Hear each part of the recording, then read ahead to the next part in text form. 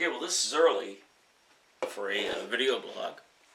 It's actually before the end of the month, but I didn't care because last one, 44, I started a thread that I never went back to, which is typical of me. My mind associates, while I'm in the middle of speaking, it'll associate something and then off on that track, which makes it terrible talking to me. Sometimes it's like, how did he get there from where he started in a conversation? But that's why if I ever give a public speaking engagement, I've always had notes, like touch points. I mean, not real notes like reading a script. I would just have touch points so I would know to keep on topic. Here we go. That good old smoker's cough from not smoking. All right. I started talking about how there are, the crazy thing. This is plural in my life. And that probably the nuttiest of all of the two me's, the two Pauls. And I talked about the person and how, just simply saying, I, got born, went to school, work, blah, heart attack. No, now disabled. But what I wanted to continue with is to say, and this is the God honest truth here, of really how I feel, that the person, apart from the other me, which is the artist, I mean, the timelines go parallel, without the artist, the person was completely useless. And I mean that. I did zero to enhance, detract, make or break. I didn't do a thing. I could have been anyone. Any of the jobs I worked, heck, without the artist, I would have been pretty much seen as aimless, as I bounced around so much from different place to different place. Yeah, I landed at the print shop for a while, but then I left that and went back to retail. Yeah, retail became then I left that, went back to the print shop. Then I blah, blah, blah, found my way into information technology. I mean, I was not unique in any of those positions that somebody else couldn't have been there. There could have been John Doe working at Almies, at the paperback booksmiths and the different stores, and it could have been anybody. Absolutely anybody. There was nothing distinctive other than me being a temperamental pain in the neck. But that was the artist showing through. That was the artist going, let me out. Let me out. Because he didn't want to be working at these nonsense jobs. He didn't want to have to care about customers or any of the stuff he did.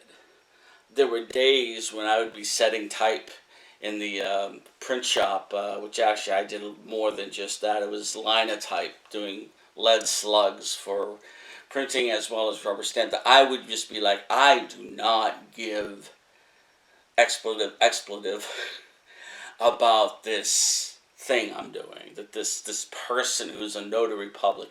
I don't care about them.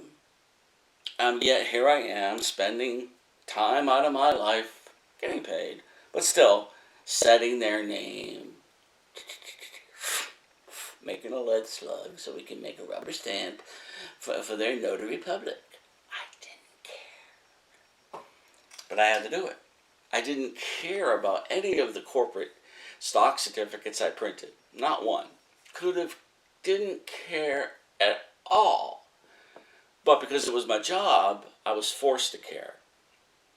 I made a commitment when I got fired from a job. I was working in New York for, quote, not knowing how to work. Oh, that hurt. I made a commitment that whatever job I did and whatever I was getting paid for it, I was going to be totally, completely committed to that job, and I would force myself to care. So consequently, that would butt up with the actor, the artist, the everybody, the poet, the musician, the singer, the everybody, because he didn't give a hoot. about any of this. All he cared about was creating and performing and getting it out there. That's all he cared about. But knew he had to work to get the money to finance his projects. Otherwise, nothing would have gotten done. There were no GoFundMe websites. There were no websites. I certainly wasn't going to get a business loan.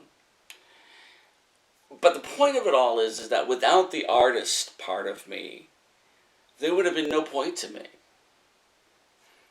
The artist was everything.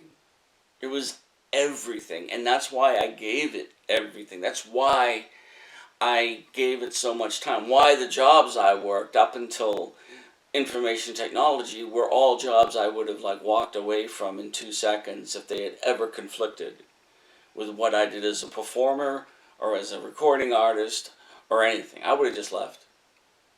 And I did on a couple occasions. I left because I couldn't get the time off I needed. I said, okay, goodbye. I didn't care. I didn't have a 401k. I didn't have pension plans at any of that. I didn't care.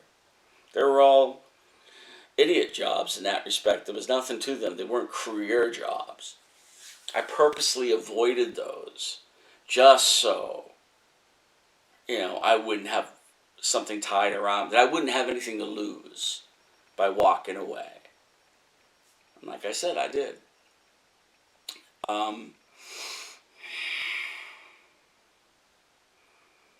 But I never wanted to be that kind of musician, and I knew several of them who refused to work.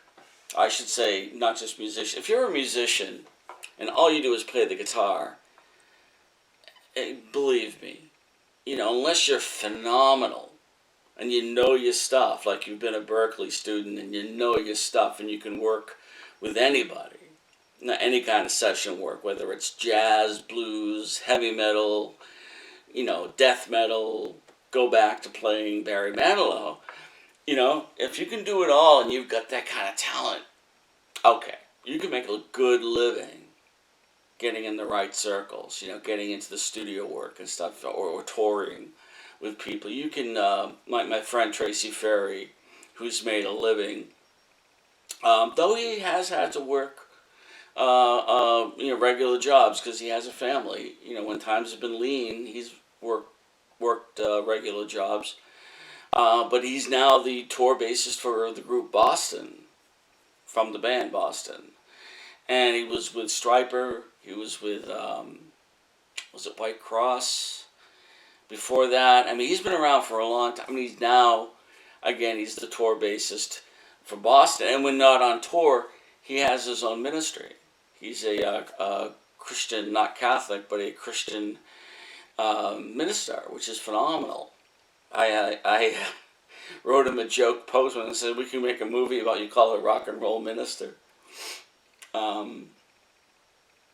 So, if you're that kind of talent, go for it. My friend Casper in Denmark, he's that kind of talent.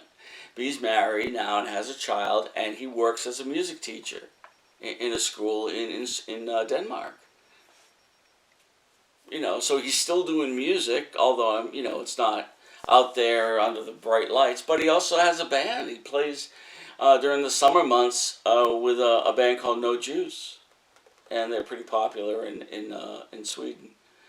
So, yeah, great. But if you're not, and all you do is play the bass or the drums or the guitar, no, you can't. You can't justify your life. You can't. And I don't want to use all this up, but basically I'm saying you got nothing to lose as a musician. You could just get a job working for the top company, and the heck with playing out every night and all that kind of stuff. But if you've got the creative agent inside of you, by a creative agent I mean that you're writing things that are going to live beyond you, especially literature, like poetry. If anything that I've ever done survives, it's going to be the literature. It's going to be the poetry, the lyrics. Music won't last. I don't think so. It needs electronics to be played on. And that's going to, eventually our power grid's going to go this video and everything else will be gone. But paper will survive. Indeed it shall. So, I never let anything be more important than that because I firmly believed I would get the break. Not my break, but the break.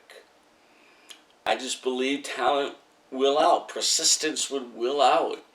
And I would get the break. Well, 17 years passed. 17 years of sacrificing, if you can call it that. I mean, I certainly didn't go hungry. I didn't live on the street or out of my car. But sacrificing as I did for the arts and, not getting involved to the point of marriage, though I almost married, but I thought she was like me. She was an artist, but no, she wasn't like me. She wanted a steady husband to go to work and come home every night at the same time and, make the babies and all. So, no, that's what she really wanted. And that's not what I was. I avoided all of that and the career. And then I hit 35 and everything collapsed. And I was left, and I don't want to get into the whole story of how everything collapsed. I know I sound dramatic, but it's the truth. I was left with just the person. That's it. That's all that was left. After everything, the person was what remained. The person survived the downfall of the artist, or I should say the artistic ambitions. The person survived and had to go on because I'm not allowed to kill myself. Being a Catholic, why risk it, right? But frankly, yes, at 35, at that juncture where the artistic ambitions ended and I had to go on living, I would have ended it. I would have done something, like had an accident. Staged it so no one thought I killed myself and there'd be none of that guilt crap people go through for no reason. Suicide's a personal decision. Doesn't involve anybody else, and it's not because of, and it couldn't have been prevented by. I know because I was so close to it. It has zero to do with anybody else. Nothing. Completely selfish and totally personal. Okay, but I had to live. So from 1995 onward, I've been dead. But I couldn't be completely dead, as you all know, because I did continue as an artist. I did continue. I couldn't stop writing. I couldn't stop recording. I stopped performing. That's about it, but I couldn't stop. And then in 2007, the digital presence began and goes on to this very day. Yay. But, I'm more known now than I ever was when I was trying super hard and sacrificing. I have a worldwide audience, which I never had. So yeah, yay. Talent did will out. Persistence in a way did pay off. Not giving up didn't pay off because I don't make any money. I really don't.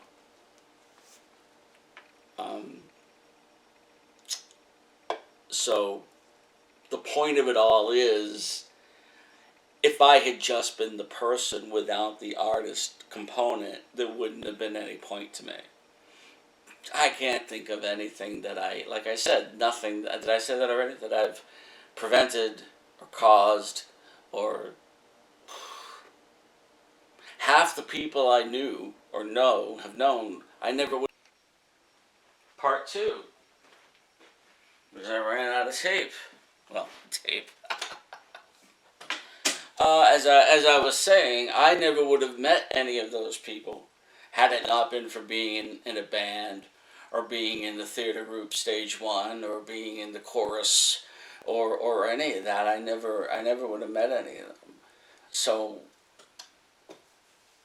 I wouldn't have positively or adversely affected anyone's life.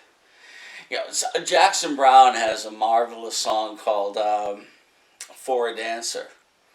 It's on the album Late for the Sky, and he muses about what our purpose in life is. And it seemingly is inspired by someone he knew who had just passed away. I don't know if that's true or not, but the way it's written, it seems to be about someone who was a dancer who died unexpectedly. And he just began, thinking about, well, I don't know verbatim all the words, but it says, "Into a dancer you have grown, from a seed somebody else had thrown. Now go on ahead and throw some seeds of your own. And somewhere between the time you arrived and the time you go, there may lie a reason for your life, but you'll never know." Now that speaks to, well, what if there is a reason?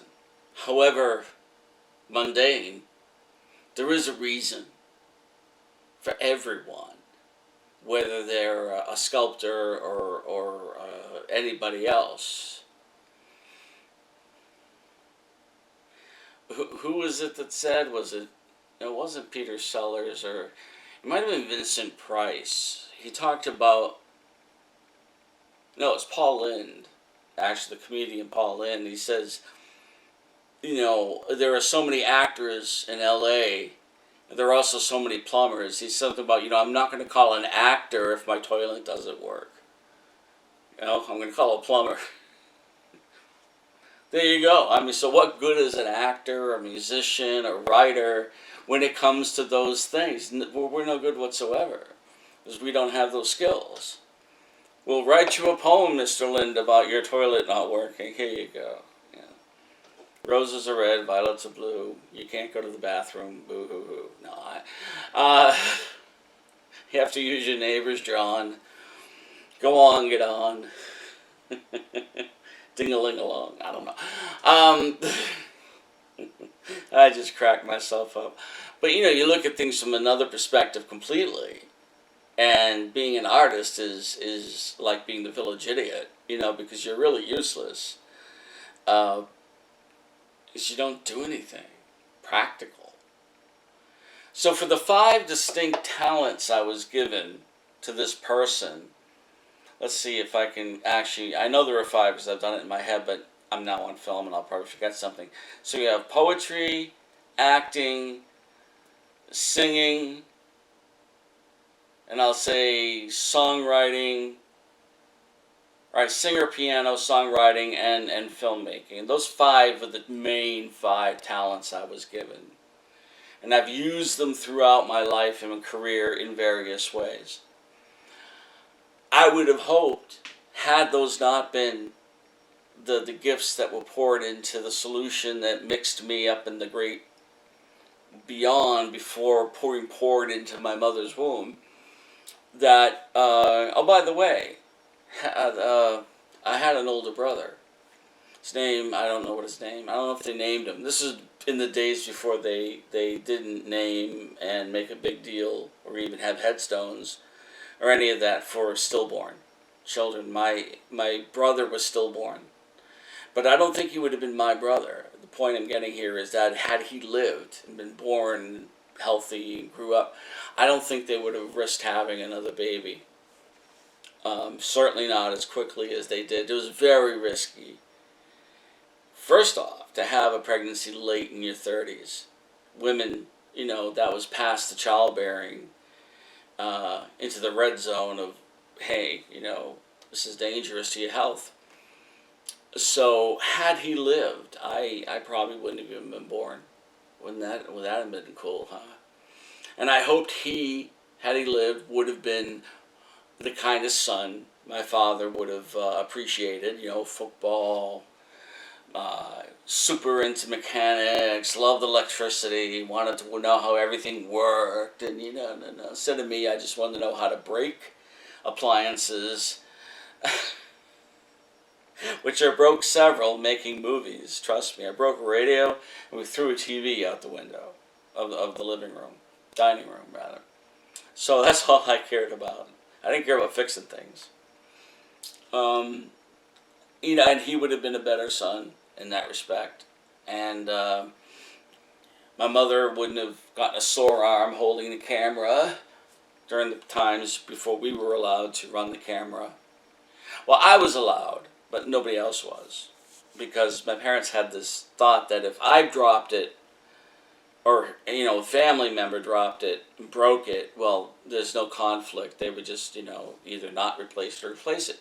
But if one of my friends dropped it, well, then we'd have to have a conflict, right? And contact the parents. And your son broke my son's camera, blah, blah, blah, blah, blah. I guess it was all about conflict. I don't know.